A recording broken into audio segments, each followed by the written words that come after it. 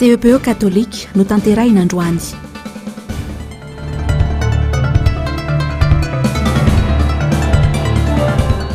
Ery mpamoretana atao amin'ny tim tsy emotra na ho samborona azy ho image karavalomanana.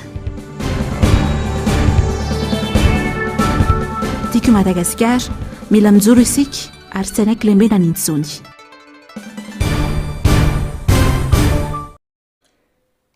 Amin'ny kafaliana trano no mbola ionako aminao anatin'ny fampalalam-bavany MBS amin'ny takarivan'ny talata 17 volana May ny taona 2024 ity.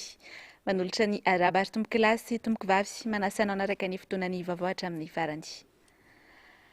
Ny pejy politika avy hatrany ary no isantarantsika ny fampalalam-bavao amin'ity takariva ity dia ny refotra indray aloha izany bomba mandatsa-dranomasy tao Analavory androany. Analavory izay nanaovany antokotiko Madagasikara ny kongresy ho an'ny faritra Itasy. Tsy nanaiky lembenana ny Front National ny antoko-tima sy ny vahoaka ny arady taminy manoloana ny sakana nataony mpitandro ny filaminana tany an-toerana. Noporofo ny mpitondra fanjakana indray araka izany fa fanjakana jadona no eto Madagasikara. Nzavandre Mahefa sy Mathieu Prince. Niseho masoandro indray androany teto Analavory ny toetra ratsy mamoetra n'izao fitondrana izao. Nosakanana tsy navela hiditra teto Analavory ny Filomary Karavalomanana. Vao izy voaka ny fiara nitondra azy iny dia nilaza ireto mpitandro filaminana fa nahazo baiko ka tsy afaka midina ny fiara ny Filomary Karavalomanana raha tsy rehefa tonga ny amin'izay toerana hanatanteraina ny kongresy paritra. Misy baiko moa zany avy any amin'ny baiko zany. Hoe nahazo lalana nareo zany andeha hivory amin'ny toerana ary amin'ny kongresy.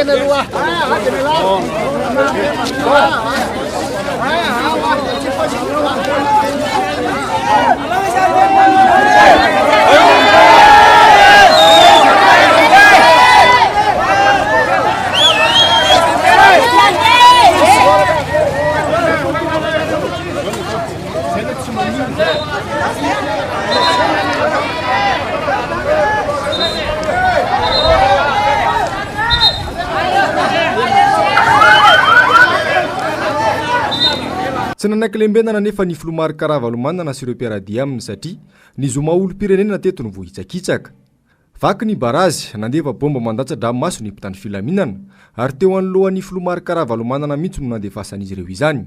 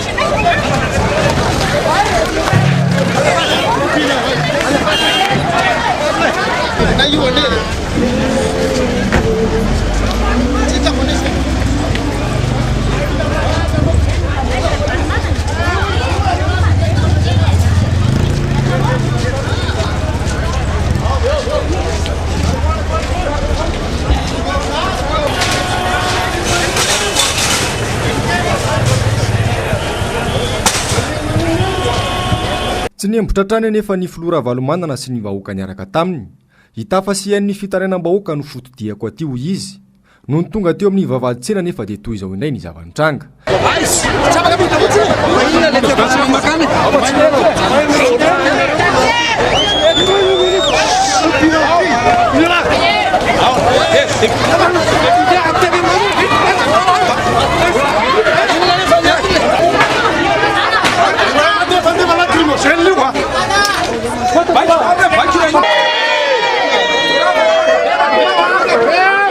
Raha vafandroany indray ny barazy teto ary tafiditra somatsara tao anaty tsena ny Filomary Karavalomanana. Ny antsena toy ny mahazatra izy asaingy mbola nanaraka teny foana ireo beboty nahazo baiko. Vao nivoaka ny tsena iazo ny toerana nanaovana ny kongresy indray anefa ny Filora Valomanana dia nipoaka fanotelo ny lacrymogène.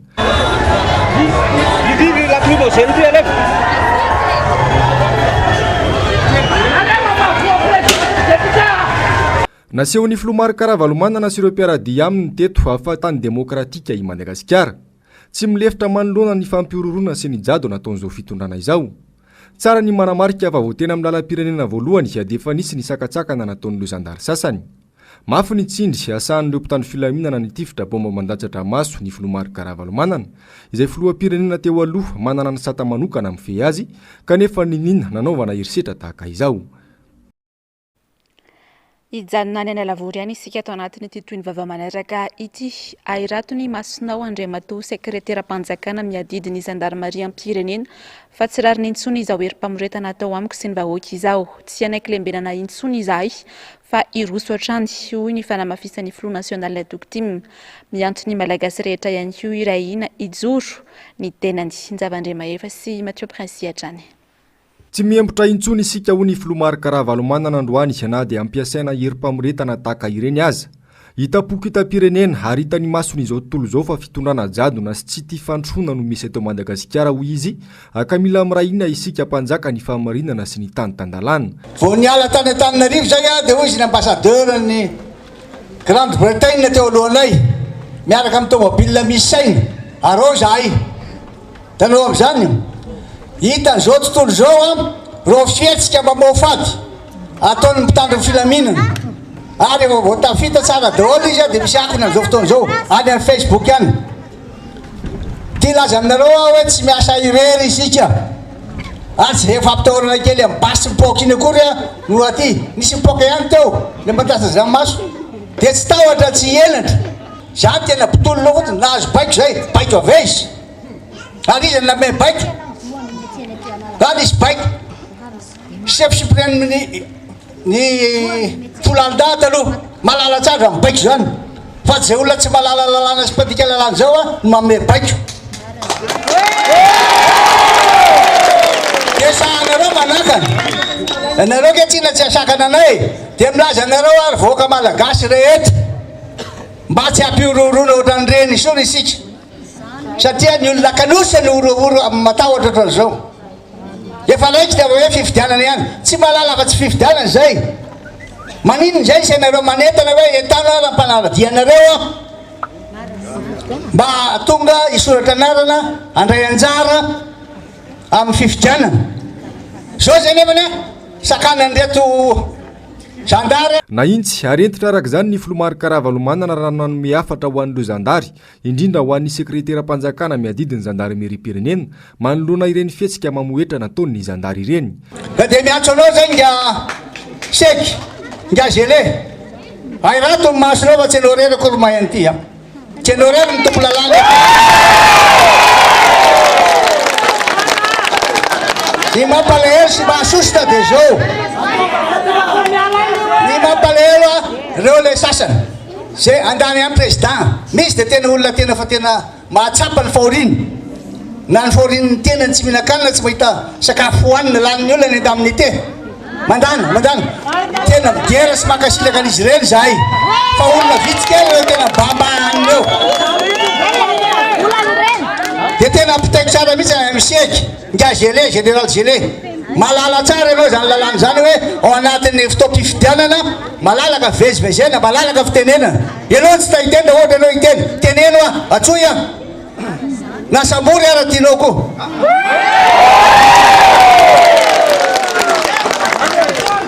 Tena tsy fanao hatram'izay nalena zay 12 district zay teto ihany mamofady ohatran'izany teto ihany ka izay mahatonga antsika hoe ry vahoaka ny tasy firasakina mibasy. Tsy vao izao moa ny Filoha Karavalomanana sy ny antokotiko Madagasikara no voasakatsakana sy asetrasetraina tahaka izao. Miariary ny fahalemeny ny fitondrana ka ny fanampenam-bava sy ny fanitsakitsahana ny zoma olona ary ny fampiasa-kery sisa no an'ny vahaolana hitany. Efa leo ny fantrana, leo ny délestage, leo ny kolikoly, leo ny tsy fahaiza mitantana ny vahoaka mbola anaovana herim-pamoretana ihany. Leo ny jadona ny vahoaka malagasy ankehitriny ho hatrany fanamafisany Filoha Nasional Doktim Karavalomanana manao fomba rehetra hitazomany fahefana ny mpitondra ankehitriny ka mila mandray andraikitra ny rehetra ho hatrany izy amin'ny alalan'ny fifidianana ho avy io. Nzavandrema efa sy Mathieu Prince hatrany. Na dia teo aza ireny sakatsakana sy herim-pamoretana natao tamin'ny Filoha Nasional ny antokotiko Madagasikara sy ny vahoaka nanalavory ireny dia totosa somatsara ihany ny kongresy paritra nataony ny antokotima teto amin'ny faritry tasy. tonga marobe ny mpikatroka ary tantaratra ny fahavononan'izy ireo hiaraka nova tantara miaraka amin'ny Filomarika Karavalomanana. Efa leo ny fahantrana ny vahoaka kanefa mbola gejaina sy tsakitsahana tahaka ireny ihany ny zony ho iatrany ny Filomarika Karavalomanana na mantsipantsika. Ty laza aminareo fa reo mpitondro reo tsisy meritreritra nday kely ary zay amin'izay na Madagasikara. Natao ihany ny tsy teny, natao ihany ny tsy volana fa loza misy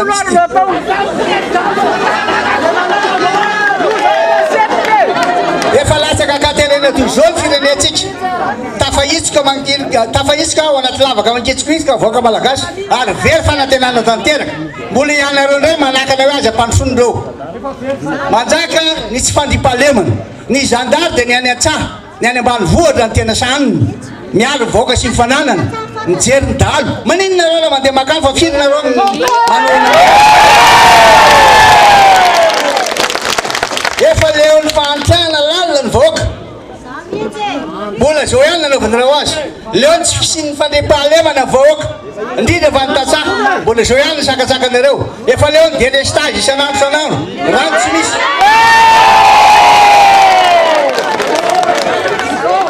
tena efa leo mbola ianareo ndray makaleo le mpanakatsakanareo manina raha velanareo alalaka manara-dalàna ane zay ka sira mihitsy ary matoky fa ao anatin'izany koa ngia gouverneur eo zay mba hoanana ny grade ihany hoe général de division malala tsara sy niaraniasa tamin'ny taloha dia tsy tahotra tsy enatra mbola angaty mba ino ihany ny bitsiky ny sainao anatinao fa mahantra ny vahoaka tena leo vahoaka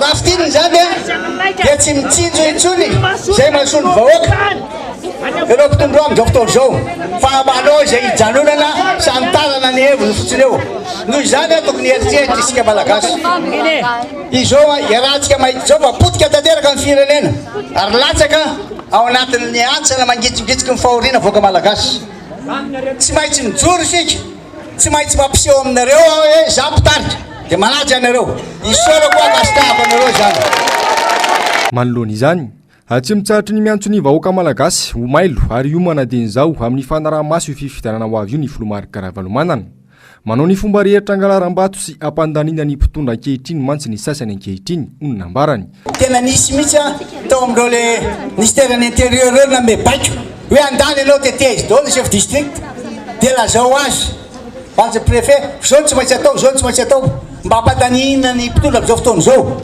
dia zao ndray misy anankiray hoe anafatra imprimante mitovy tsisy valaka amin'ny fanaovana copie any lisy mpifidianana iny ondrareo isaka district aza nalako azany raha tsy izy manao azy tena misy zany anafatra la imprimante izy zay mitovy zay tena mitovy tsisy valaka izy manambolona dia amin'iny imprimena azy fa mila manova paikady indray tsika ako ary sika mba samby tsy voarebrepy na reny sakatsakany reny fa tena iroso marina ry joro marina tandremy tsara safidinao amidy amin'ny vola kely amin'ny zavatra tsisy dikany etano tsara ny olona ampafantaro azy fa tandremo fa fitaka daholo reny mody ameny vola kely na meny sakafo kely dia mivadika efa lazaina atraizy fa hoe tao mpifidianana ity taona ity ary vao tamin'ny herinandro iny ny mpitondra mpanatanteraka no laza hoe atao ny fifidianana ka nahoany gazy elesy généralindreo mbola mibandalana ihany raha ty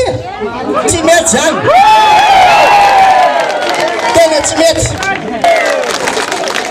tao mpifidianana hoe aminareo ty taona telo amin'ny roapolo sy roa arivo ty ary raha tahiny ka misy malakatsakana atsika mijoraka amin'ny farantsika noho izany dia mitaky atsika tsiraray aby hosay andray andraikitra anara-maso fifidianana sy iaro ny safidy bahoaka zay ny tena zazolabe aza matao andray intsony nareo amin'ity fa lazaiko fa tsy dada 2018 tsony hoarovana vahoaka ny vatinareo hoarovany dada dolo ny vaty isaka misy any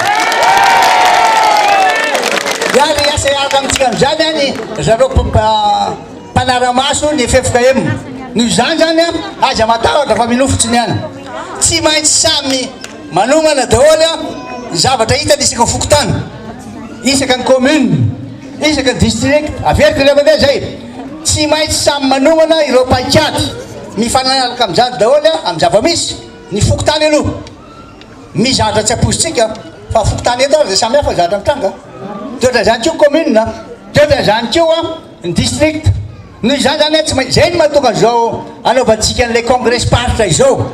Nanome tokony vahoaka teto amin'ny faritry tasy moa ny filompanorona ny tim fa tsy amela azy ireo irery amin'ny manoloana izao fahasaranana mangitsongitsoka izao.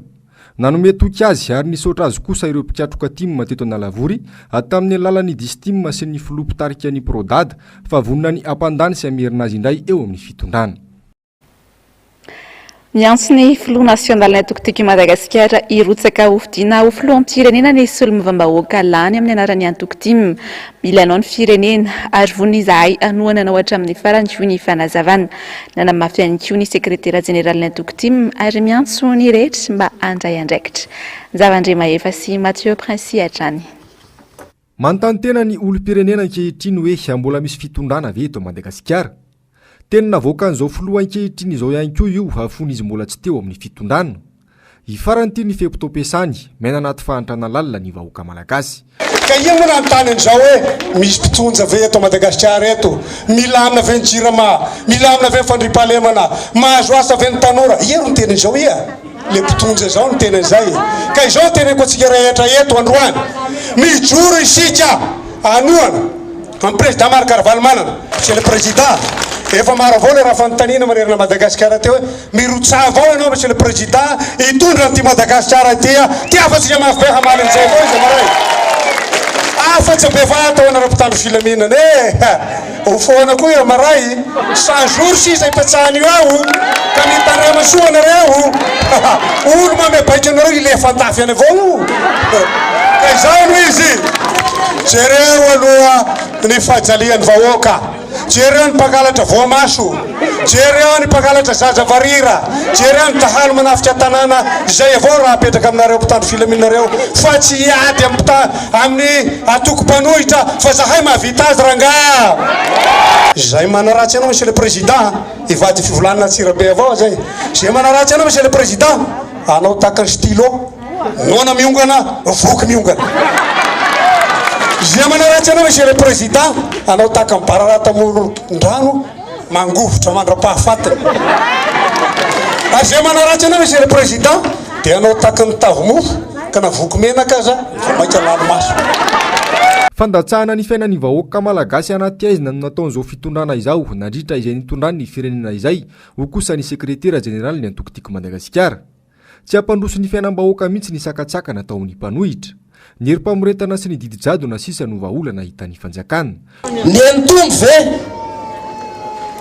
ny fanananareo nanomboka tamin'ny sovy sy roa arivo nakatisa ny eny. Ny entombo ve ny isan'ny ombo sa ny avitsy. Ny voky nareo sa ny enona. Fa ny valo taona zay ny teo amin'ny fitondrana dia aloha tsika hanao fampitahana kely. Raha ny tenin'ny président hoe valo taona zay izy ny teo amin'ny fitondrana ary fitondrana zao valo taona koa zay ny tsara sa ny ratsy ny fiainanareo. Tsy diso fanantenantsika satria mbola io président mijoro mitarika atsika ary efa nametoky izy fa hitarika atsika hatramin'ny farany fa izany dia mitaky fandraisana ndraikitra amintsika tsirairay avy satria fantatritsika ny herisetra ampiasaina amin'izao satria na ny mpitandro filaminana dia tsy miasa manao ny asany intsony mitandro ny filaminana fa manakatsakana ny olona zay tokony hanao ny fahamarinana sy manao ny asa amin'ny mahantoko azy. Ary zao ny afatray zahay solo tena ihany anyreto vahoaka reto miteny ny zavatra tsy mety ataon'ny mpitondra ankehitriny fa raha reo vahoaka rehetrarehetra reo samy manana ny tiana olazainy reo fa zany hoe voafehanareo any basika zao fotsiny raha voafehanareo ny vavan'ireo vahoaka reo dia fa fehezo amin'ny fanomezana sakafo azy fa aza fehezana amin'ny basy akory satria tsy angina mihitsy reo raha ohatra ka mbola nona sahirana toy izao. Zavatra ilain'ny vahoaka amin'izao dia fanalana azy ao anatin'ny fahasahiranana ka zany ny vahaolana ilainy fa tsy ny fanakanana ny mpalohatra hetserona ny fampiasana ny hery fanomoretana anerena ny vahoaka tsy hiteny. Raha tsy tianareo hiteny ny vahoaka atao zay afa-po azy aza tapahana ny jiro ameo sakafo ameo zay ilainy rehetrarehetra ameo anazy ny fitsaboana mahampy azy fa tsy izay ny zavatra ataonareo eto. Ny pejy politika izay hatrany no hanoizantsika ny fampahalalam-baovao fa ajantsika hatreo aloha izany ny vaovao avy any Analavory. Anisan'ny voafidy ny seny hanao ny fitsiriana ny rindram-baiko na ny audit ny rindram-baiko fandrafetana ny lisitry ny fidy ny vovonana hetsika fampiraisana kristiana ho an'ny firenena na ny HFKF araky ny fiantsonana ny appel à manifestation d'intérêt nataony seny ny 12 aprily lasa teo. Ny 20 Mey no nandefa mailaka tany amin'ny HFKF ny seny nampafantatra izay voafidy azy na voafidy azy izay. Hatramin'izao nefa tsy mbola misy ny fanaraha-maso natao teo amin'ny rotonta kanefa ny seny azy efa niroso tamin'ny fanaovana fitsirihana. Nanamafy ihany koa ny avy amin'ny HFKF fa maro ny lesoka hita amin'ny lesbifidianana tonga eny anivony vokotany. Onjalalaina Ranaivomanana sy mbola avatsara. Maro ny lesoka hita amin'ny lesbifidianana tonga eny anivony vokotany, hita nandritra ny fidinana ifotony nataony avy eo anivony vovonana hetsika fampiraisana kristiana ho an'ny firenena na ny HFKF. Faritra 7 manerana nosiny nefa nahavitana izay fidinana ifotony izay ary mbola ao anatin'ny fanaraha-masony lesbifidianana any amin'ny faritra Anosy, Androy, Sava, Atsimo Andrefana, Diana ary Orombeny avy amin'ity vivonana ity amin'izao. Miantso ny olom-pirenena rehetra sy ny tompona andraiki-panjakana Isatsokajiny andray anjara amin'ny fanaraha-masony lesbifidianana ihany koa ny avy amin'ny HFKF. Zavatra hita aloha dia hoe betsaka ny atao hoe lesika ao anatin'ilay lesbifidianana. Zay angamba tsisy hoe tsy mahafantatra an'izany fa zavatra marina zany. Raha tao amin'ny fokotaninay dia za zao nanao ny tao amin'ny anay dia 2094 ny ao amin'ny liste électorale fa 2876 no ao anatin'ilay registre zany hoe 27% zany tsy tafiditra tao anatiny. Eto aloha mbola le lesbifidianana nresahana. Dikan'izay zany tsy tokony ho akinina amin'iza na amin'iza fa isika rehetrarehetra no samy tokony hatsiaro tena fa tokony andraikitra amin'izay lesbifidianana zay satria mandritra ny 10 taona no ampiarana anazy io. Dikan'izay tokony isy ihany koa ny fifaminona andraikitra ao anatiny. Raha ny lesiko zany ho anay manokana dia ny fotona. Anisan'ny voafidin'ny seny hanao ny fitsirihana rindram-baiko mandrafitra ny lesbifidianana ny vovonana HFKF. Tamin'ny 7 Mey lasa teo nandefasan'ny seny azy ireo mailaka fampahafantarana izany. Hatramin'izao nefa dia tsy mbola nisy ny fifanarana nataon'ny seny sy ny HFKF mahakasika ny fanaovana ny fitsirihana rindram-baiko. Ny seny anefa efa manao izay fitsirihana izay amin'izay. Nanambarany avy amin'ny HFKF fa tsy nandray anjara ary tsy tompona antoka amin'izay valy ny fitsirihana avoaka ny seny eo. Manambara mazava ny HFKF fa tsy mandray anjara ary tsy amin'ny anaran'ny HFKF ny travaux d'audit ataony monsieur zay efa mandeha amin'izao fotoana izao. Ny azo antoka aloha dia tsy manana ataoko hoe an'le projet de contrat ny HFKF nefa ny HFKF fanononao an'le projet de candidature dia mailaka fotsiny no voarainay hoe voasafidy ianareo anateraka an'ilay audit an'le fichier électoral dia manaiky izay mamaly hoe eny ary fa taorinan'izay miandry izahay marina fa misy ny février fa hatreto zany tena mbola tsy misy zay fifanaraha-piarahamiasa zay na le contrat zay. Miantso fifampiresahana hitadiavana vahaolana anatsarana ny zotram-pifidianana eto amintsika araka izany ny avy amin'ny HFKF. Ny olom-pirenena tsirairay ny tompona andraikitra amin'ny fanaraha-maso ny lesbifidianana sy ny fifidianana ony avy amin'ity vovonana ity ka tsy tokony fanilika andraikitra araka izany rehetra satria akina no avy ny firenena ny fifidianana. Ny ompanabetsaka mikasika ny fanomanana amin'ny fifidianana kosa ny fandaharana miara-manonja androany tsy misy afa-tsy izay ihany no ampamaro toerana izay fitondrana ho avy eo na ilay antsoina ihany koa hoe légitimité de l'État. Ary ao ato anatin'ity fanadiadiny ity ary ny famotinana amin'ny fandaharana androany eo amin'ny rindran-tsary Tahiriny Aina. Ny lalam-panorenana malagasy mihitsy no mametra ny tokony anatanterahina ny fifidianana amin'ity taona 2024 ity. Ny andininy fa 770 amin'ny lalana fototra no mametra fa ny fifidianana filoham-pirenena eto Madagasikara dia tokony ho tanterahina isaky ny 5 taona ary 30 andro farafahakeliny 80 andro farafahabetsany mialohan'ny fahatapera ny fiapitoam-piasan'ny filoham-perinasa. Raha ny tokony ho izy, ny 20 Janoary izao no mifarana ny fiapitoam-piasan'ny filohan-kehitriny, mifandraika indrindra amin'ny faha 5 taona ny nanaovan'ny fianianana. Namoaka teatiandro araka izany ny seny ka ny 7 Novambra 2024 ny fiodinana voalohany ary ny 20 Desambra 2024 ny fiodinana faharoa. Araka ny lalana fototra manan-kely eto Madagasikara izany, tsy maintsy tanterahina amin'ity taona ity ny fifidianana filoham-pirenena. Tokony hiomana amin'ny fifidianana araka izany ny fanjakana, na eo amin'ny fitaovana, na eo amin'ny teti-bola. ny fifidianana irery ihany koa no mahamaro toerana ny fitondrana iray. Ary tsy maro toerana ity zany averina foana raha filoha-pirenena lany tamin'ny alalan'ny alabato sy ny tsy fahamarinana amin'ny endriny maro no lany eo dia tsy ho maro toerana velively fa iodina atsika satria tsy tena nahazo an'ilay fitokisana na le confiance avy amin'ny vahoaka. Tsy maintsy zany no hitranga eo, tsy maro toerana. Ary efa tsy maro toerana le olona eo amin'le seza dia mitsingilaila dominy ato dia tsy manana ny maizy azy intsony fa ny hafa no mibaiko. Le hafa mibaiko eo tsy hita mivantana. Mety mpandrarà no mibaiko avy any ambadika any, mety mpitandro filamina, mety miaramila mibaiko avy any ambadika any, mety mpanambola be avy any velany no mibaiko avaty ananina aty, dia tsy manana ny maizy azy intsony ilay filoha-pirenena lany tamin'ny alalan'ny tsy fahamarinana. Tsy manana ny maizy azy intsony ny filoha-pirenena tompoko lany tamin'ny alalan'ny tsy fahamarinana. Fa raha ohatra kosa ilay filoha-pirenena lany tamin'ny alalan'ny fahamarinana, tena nazava tsara hoe tena ny napetraka tamin'ny fitokisan'ny vahoaka vokatry ny fifidianana madio sy mangarara ekeny rehetra, dia manana ny maizy azy ilay filoha-pirenena ary afaka hiasa anatanteraka ny andraikiny sy ny adidiny tena hoe milamina tsara sy ampitoniana tsara hitondrany izany firenena izany. Hatreto aloha tsy mbola namoaka didim-panjakana ny governemanta malagasy mikasika ny datim-pifidianana navoaka ny CENI. Izy ireo no tompon'ny teny farany amin'ny famoahana didim-panjakana amin'ny fampiantsoana ny mpividy.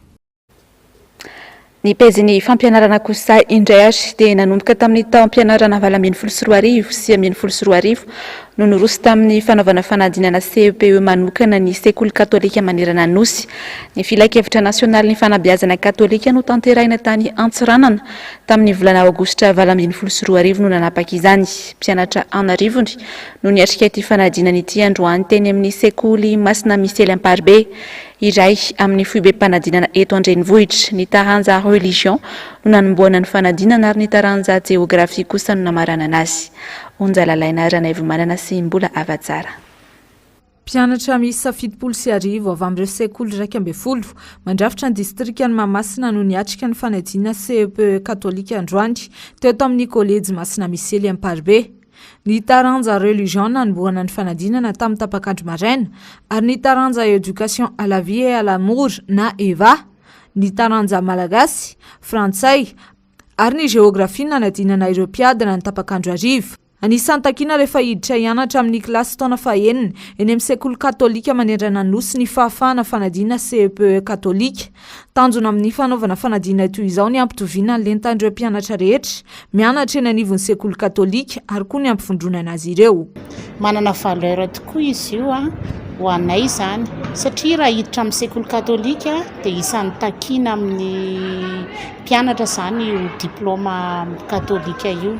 Eny fanady hatreny amin'ny université. Raha hiditra any amin'ny sekoly katolika izao dia raha afaka ny CEPE katolika iny dia azo raisina na dia tsy afaka amin'le CEPE amin'ny fanjakana aza ohatra. Amin'ny ankapobeny aloha ny ankizy amin'izao fotoana izao dia ohatran'ny tena somary varimbariana, somary latsa-datsaka raha mihoatra amin'ny taloha. Angamba vokatry le teo amin'le zava-nisy le confinement izay nitambatambatra dia lasa teoriana ilay izy vao hita. Miankina amin'ny antony tsy nahafahan'ny mpianatra iray niatrika ny fanadinana CEPE katolika no andraisana azy na tsy raha toka hifindra hianatra any amin'ny sekoly katolika izy. Ohatra amin'izany ny tsy fahafahana noho ny antony ara-pahasalamana. Taorian'ny fankahikevitra nasionaly ny fanabeazana katolika izay notanterahana tany Antsiranana tamin'ny volana aogositra taona 2024 no nanapahana hevitra fa hirosona ny fanomezana diplôma katolika ary tamin'ny taom-pianarana 2024 sy 2025 no nanaovana fanadinana katolika voalohany manerana Nosy.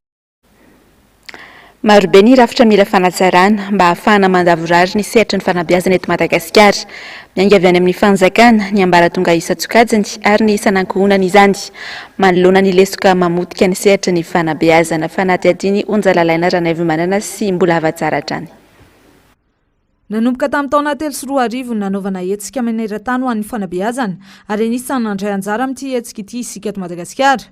Misy ny loha hevitra iraisana ho an'ny fankalazana ary misy ihany koa ny loha hevitra ho an'ny firenena tsirairay. Tanjona ny anatsarana ny tontolon'ny fanabeazana sy ny fampianarana ary koa ny hitondrana fanairana manoloana ireo lesoka rehetra hita amin'ity sehatra ity.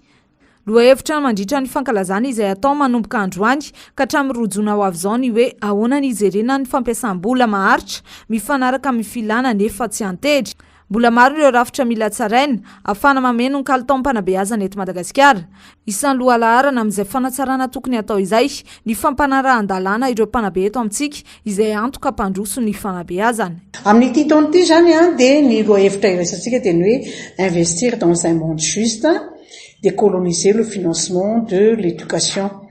Zany hoe mampiasa vola ao anatin'ny tontolo marina. Zay dia miezaka manafoana ny endrim-panadevozana amin'ny famatsim-bola ho an'ny fanabeazana.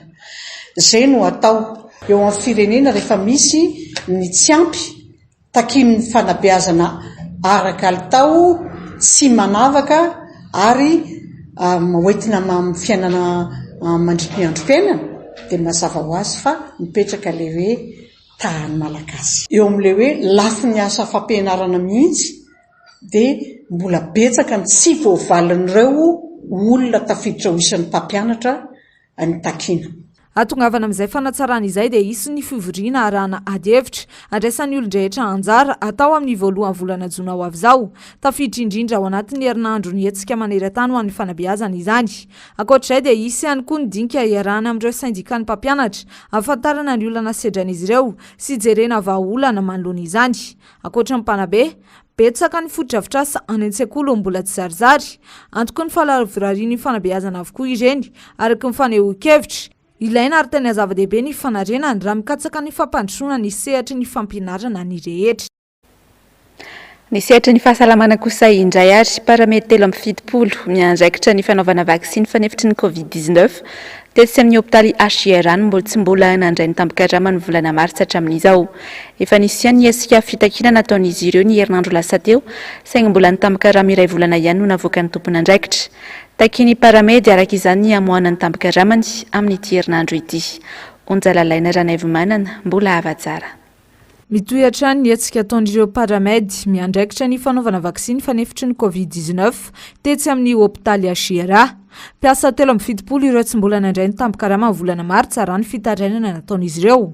Vola mitentina 3 ariary isan'olona ity mbola tsy voara ity. Efa nisy ny hetsika natao ny takiana ny tampokarama ny 5 vao ny iray volana ihany no nomeny tompon'andraikitra azy ireo. Raha tsy ahivana dia nanomboka tamin'ny volana martsa natsahatra tamin'ny asa ny ireto paramedy mpanao vaksiny ireto ary tsy nisy mifmpahafantarana mialoha makasika izay fampitsarana amin'ny asan'izay. Miana anaty fahasahiranana tanteraka ireto mpiasa ireto amin'izao noho izay tsy mbola nandraisan'izy ireo ny tampokaramana Alefa tsy potipotika ohatran'izao le vola dia nefa le izy le mitambatra mba ilaivana ihana satria nantrosanay ara tena be da be mahitsy. Zao dia ny mois zao tonga dia nalefa trosa daholo dia zao zany izay tsisy sakafo. Ny fiainanay zao anatin'izany rehetrarehetra zany tena mafy satria na nohanina isan'andro dia davina ny sakafo, ny saribô, ny laoka, ny ekolazin'ny ankizy, ny hofatrano, ny hofanjiro zany izy daholo dia nefa le andamin'ny ety any kely dia izay mba angatahanay hoe mba sitranay ay zany mba avoaka satria izay efa mba tsy misy efa natsahatra tamin'ilay asa ihany dia mba mangataka izay mba hamoakana io vola io tompoko. Ankoatr'izay dia manamafy ireto mpiasa mpanao vaksiny ireto fa hiarany antso-jay ireo mpiasa masama mamoaka vaovao momba izay tsy fandraisana ny tampokaramana izay amin'ny haino vakijery. Ireo aloha izay ny samy joro fa ny ambiny tompoko dia matahotra satria ny namanay ohatran'izao efa voaroka daholo rehefa miseho ohatran'izao. Rehefa misetika izany dia rohan'ny olona satria moa paramètre ny akabeazanay dia efa matahotra amin'ilay hoe efa misy mandroroy hoe olotoana ny dosiean'ny ankizy na ohatran'izany dia izay ny antony atahorany zareo miseho ohatran'izao. Takin'izy ireo araka izany ny hanomezana ny tampokaramany amin'ity herinandro ity. Takin'izy ireo ihany koa ny andraisana azy ireo mpiasam-panjakana araka ny fampanantenana nataon'ny fanjakana ary namafisy ny minisitry ny serasera tamina fandaharana iray. eo amin'ny pejy fanatanjahantena kosa indray azy ny 4 oktobra ho avy izao no hanaovana ny fifidianana ny andrafitra ny komity mpanatanteraka eo anivon'ny federasiona malagasy ny baolina kitra raha ny tetiandro navoaka ny komity misana ny fifidianana androany hitantana ny FMF mandritra ny 5 taona ny mpikambana vaovao ho lany amin'ny fifidianana ho avy io atao amin'ny taona ity ihany koa ny fifidianana ny filohana section sy ny filohan'ny ligue batra onjalalaina ranaivomanana sy mbola avatsara miainga avy amin'ny any fotony no anaovana fifidianana ho antaranja baolina kitra raha ny fanambarana nataony komity misana fifidianana eo anivon'ity taranjy ity androany ny voalohany sy ny faharoa volana jolay ho avy izao no anaovana fifidianana eny anivon'ny section raha ny tetiandro navoaka ary ny 12 aogositra kosa ny anaovana amin'ny fifidianana eny anivon'ireo ligue paritra araiky amby zato ary ny 14 oktobra kosa ny fifidianana ireo andrafitra ny komity mpanatanteraka eo anivon'ny federasiona malagasy ny baolina kitra ireo mpikambana ao anatin'ny komity mpanatanteraka izay voaolany araka izany no hitatana indray ny federasiona malagasy ny baolina kitra manomboka amin'ity taona 2024 ity ka hatramin'ny taona 2024 misokatra tsy hoela zany ny fifidianana eo anivon'ny federation malagasy ny foot eny anivon'ny section eny anivon'ny ligue ary eo anivon'ny comité exécutif tapitra amin'ny 24 août 2023 ny mandat an'ireo ao anatin'ny comité exécutif rehefa mifampiresaka tamin'ny FIFA zahay hitatra kely ao aorian'ny volana ho ilay fifidianana voatapitra dia efa nekendry zareo zany hoe misy prorogation kely roa volana eo ny mandat andry zareo vao miara manokana no andraikitra manontolo ny fifidianana izay ho tanterahina amin'ity taon'ity ny commission de recours kosa no andray ireo fitarana rehetra voaray makasika ny fanatanterahana ny fifidianana amin'ity volana aogositra ity no tapitra amin'ny fepitaom-piasandreo mpikambana mandrafitra ny komity mpanatanteraka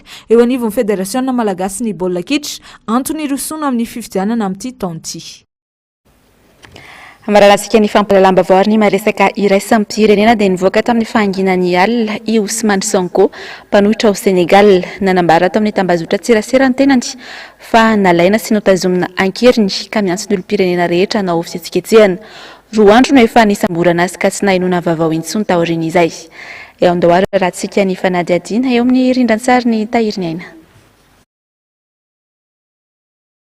miantso ny Senegalais rehetra ao anao fihetsiketsehana hoy ny afatry Ousmane Sonko tamin'ny tambazotra tserasera alina i Ousmane Sonko dia mpanohitra ny fanandrona tamin'ny Macky Sall nandritra ny roa taona izay tokony hivondrona ho iray ny rehetra ary anambatra ny heriny ho hiatrany ny antso nataony Sonko efa roa andro izay no isamborany mpitandro ny filaminana azy ary nitazonana azy amin'ny trano fonenany tsy mahazo mivoaka ary tsy mahazo mandray olona ihany koa nanomboka omaly nanao fihetsiketsehana ny tanora mpanaradia sy mandodina ny trano fonenany raikitra araka izany ny fifandonana teo amin'ireo tanora sy mpitandro ny filaminana nandefa bamba mandatsadrany matotsitambo isaina tamin'izany ny mpitandro ny filaminana fiara maromaro ihany koa no nisy nandoro manodidina ny trano fonenany talian'ny kabinetra ny finoa Senegalais ankehitriny Matarba efa zatra maneho hevitra amin'ny tambazotra tserasera i Ousmane Sonko saingy tsy nisy intsony izany nanomboka ny alahady ariva teo rehefa nosambory mitandro ny filaminana ny tenany tao atsimony Senegal